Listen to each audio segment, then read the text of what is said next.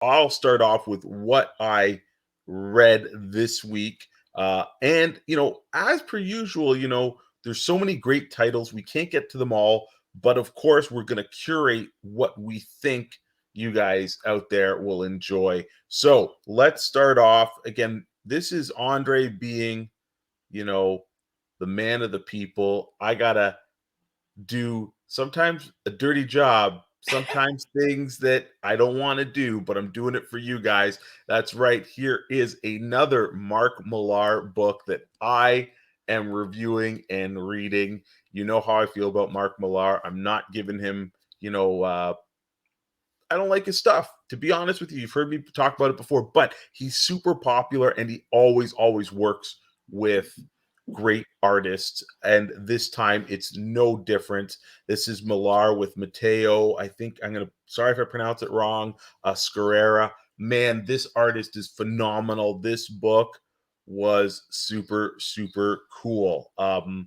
Yeah. Oh, yeah. First issue, it's oversized. It's $4.99 US, so it's a little thicker, almost a book and a half. And it's called The King of Spies. Here we see the main character looking dapper. And I gotta say, this is probably my most enjoyed first issue of a Millar book because it's got a simple premise. It is well executed. The art is stellar, it's kinetic, the colors were vibrant, and it's subject matter that I like.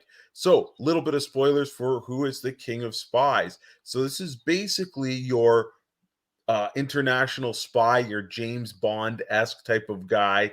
And in his prime, he was the best agent, but he's older now. He's decorated. He's met the queen. He served queen and country, and now he's retired. But something is come up. He is sick.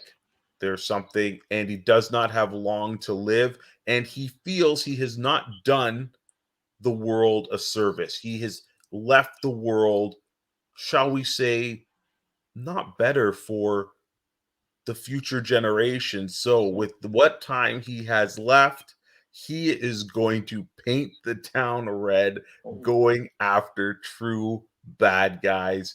And I'm just going to put this on full screen. Like, yeah, hopefully you guys can see that. Man, this has got that little bit of John Wick esqueness. There's some gunplay, there's some fast action stuff. So, this book is getting a 2 thumbs up, high recommendation from me. And I can't wait. I'm saying this now, so hey, you guys are hearing me. I can't wait for the second issue. This might be the book. This might be, if this continues, this might be the Mark Millar book that it's not gonna change my mind, but I'm toting it. But yeah, man, the art, everything, super cool. Now, do you still have those at the store? Because that one wasn't on my radar at all. And Yes. just by those few panels, and just by the cover there, I'm actually really intrigued by it. It looks Yes, it we fantastic. we definitely have it. Like I said, we will always carry his stuff. Like there's going to be comics that I'm not going to love all the time, but I respect that people do enjoy his stuff, and he's popular. And a lot of times these shows or his comics are turned into shows. Now there's already a lot of talk and buzz about Netflix doing this as a Oh, series, and if you just do a Google search, somebody has taken that cover with them looking old with the shotgun and stuff, and put an old aged Pierce Brosnan I was beside gonna it, saying, say "Get that. Pierce Brosnan to play that guy and make it like this is the final days of James Bond."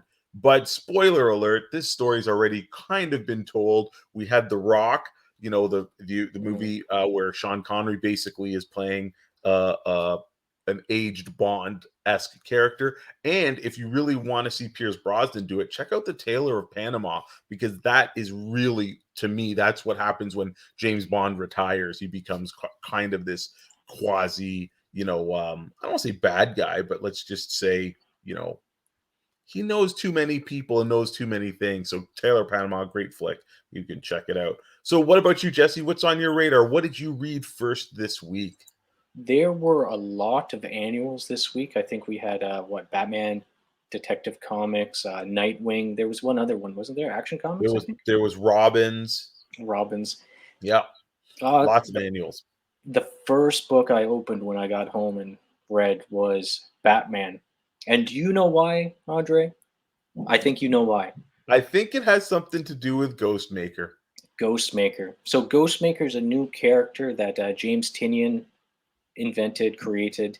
He is Batman, but he's more of a fly by the seat of his pants Batman. He's always testing his skills against Batman. They're pretty much equal, except he's more of a playful Batman, and he's not opposed to killing. Yes, So and he also carries two really big swords. So I wow, I just thought of it. He's like Deadpool Batman. He's got the two katanas on his back, and he's slicing and dicing like yeah, Wolverine.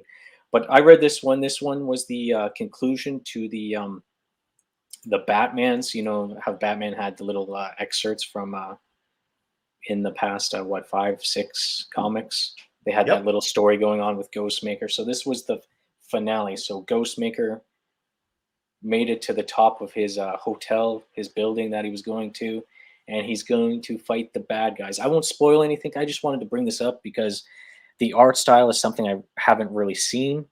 It's more of a anime sort of look to it, and it just really caught my eye. I thought it was really neat. I've never seen Batman like that. Have you? no, I love it. It Like is it it's is really nice. You know, lately they're really doing a great job with the colors in comics. They're really popping, and there's this high contrast between the shadows, the light and the dark. So yeah, this looks great. I'm definitely gonna check it out. yeah, it was really nice, and like I've never seen a book looking that style. Like I've been watching a lot of Cowboy Bebop recently, and it kind of gave me the Cowboy Bebop feels, if Yep. that makes sense. Like long legs, long arms, small torso. It just Yeah. I don't know. I like Ghostmaker, and I really like this issue. Nice. No, it looks fantastic. Yeah, so that one's definitely gonna be checking that out, putting that on the radar. Ooh, a You book we both absolutely love came out, and this is the final issue of Scotty Young's tale, The Me You Love in the Dark. Awesome, awesome art in this one. It's Jorge, is it Corona Caronia. I apologize for the name, but yes, wow. Okay, let's keep this one spoiler free because I did read this in the shop when it came out. So yeah, what did you think of it, Jesse? Just your impressions. We're not going to spoil it, people. You need to read this book. It's very, very good. um how do I put this? If you just read the book and you didn't think about the book, you probably were let down by the ending, but we've discussed it before.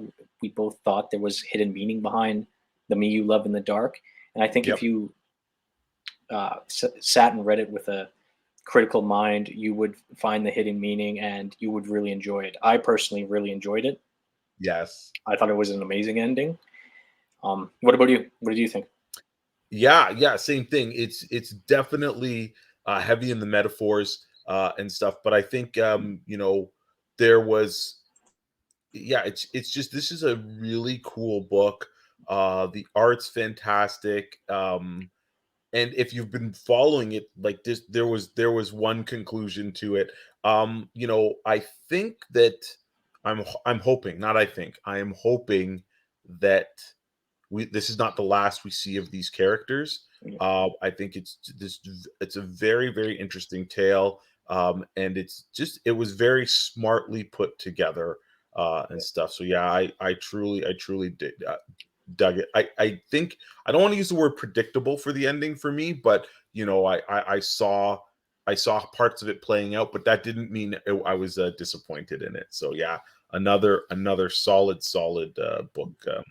And kudos to the creative team because it's just fantastic. And we'll put a pin in that for next week, and maybe we'll go and talk a little few spoilers, let people grab their copies and read it, and And talk read it, spoilers yes, next yes, week. no, for sure. All right, what else? What else was on tap for you? Because lots of great things came out this week. The one Oh, and there's your only boy, Nightwing. Red Hood.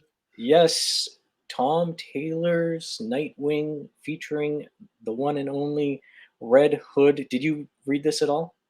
I Did you have pick it not up? read that, but it is on the top of my my list here at home.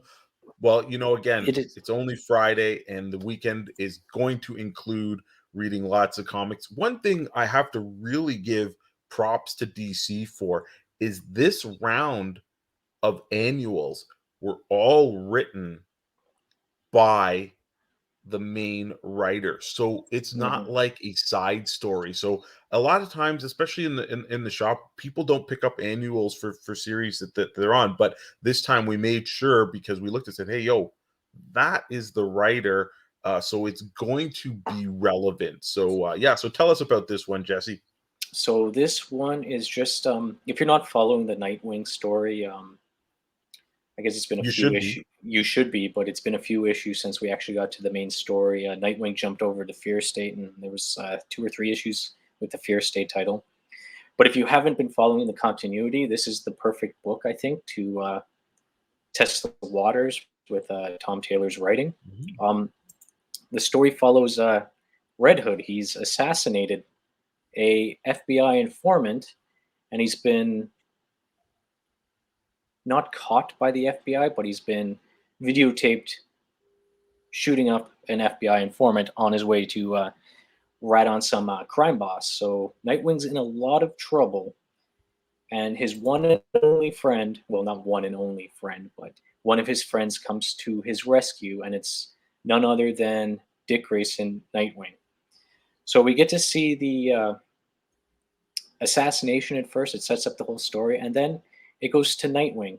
Nightwing's watching the recording because Oracle stole herself a copy, and then Nightwing reminisces of the time he went out with Robin as Nightwing, and they kind of acted like brothers. They did, oh, let's steal the Batmobile. Hopefully, Bruce doesn't find out that we took the Batmobile out without his permission. And they're just being two brothers, just acting like two brothers. And one of the lines that really hit me in the feelings was, "Oh, we're brothers.